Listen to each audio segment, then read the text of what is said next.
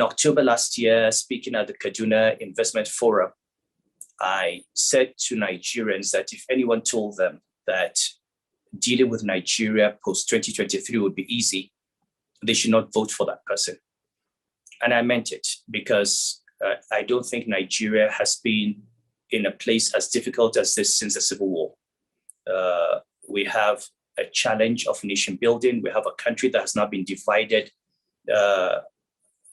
very dangerously along ethnic and religious lines. We have an economy that is in doldrums. And unfortunately, we seem to be having a dearth of leadership among political leaders.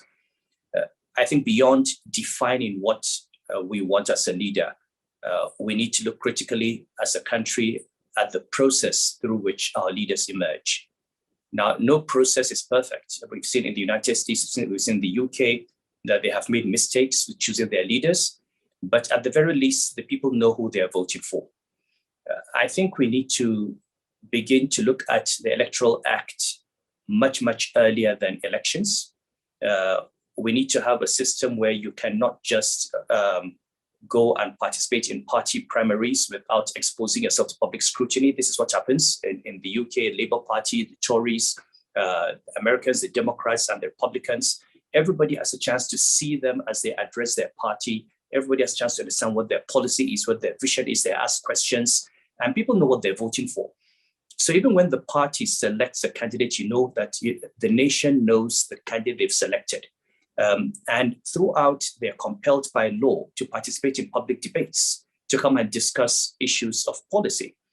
This is the only country I know where we only know when we have elected a president if he knows what he's doing, if he understands what the job is, what his plans are, what his vision is. You can actually get into the presidency without Nigerians knowing exactly whether you have the capacity to do the job or whether you have the vision to do the job. And I think beyond talking about the kind of leader we want and the kind of policies that we want, we need to now begin, and also beyond looking at the electoral process and the voting process, which is very flawed, but which can be improved upon with the Electoral Act. We need to expand that into the process through which parties bring up candidates and elections happen. And that the important thing is there must be an improvement in the transparency around, and the candidates must be compelled to face the country and discuss their issues and their vision. And when we begin to do that, the parties themselves will be forced to give us candidates that can do the work. And we as Nigerians will at least have the good fortune of knowing that we knew what we were voting for when we voted for it. So these are elements, these are aspects of our democracy that I think need to be looked at, which we have not looked at sufficiently. I'm sure the topic today will talk about the decades of missteps we have made on the economy, the way we have reversed institutional growth and institutional independence and development, where we now have weak institutions that have been totally politicized. And those who are unelected officers who are supposed to be the safeguard for our economy, for our polity, for our society, have become politicized. And there is now little difference between those who are elected and those who are unelected. Everything is political. People have questions about regulations. They have questions about policing. They have questions about the judiciary. They have questions about the electoral umpire. And I think we need to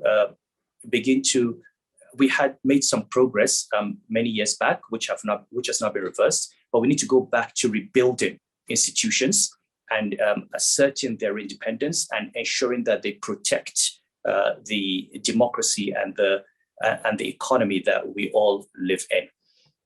I would like to wish each and every one of you a very happy day, and I wish Itwa happy 62nd birthday. I'll head in there in a few months, inshallah, and I'll be joining you. So thank goodness it's the same year, so you can't claim you're a year older than me. I would like to, again, thank you, Itua, for your friendship. Thank you for being who you are. Encourage you to continue being who you are, to continue standing up for those values that you've always had, and to continue to have hope in this country, because if we lose hope, then the next generation is finished. All of us have been beneficiaries of the work that was done by those before us, and we have a responsibility for rebuilding this country for those who are going to come after us.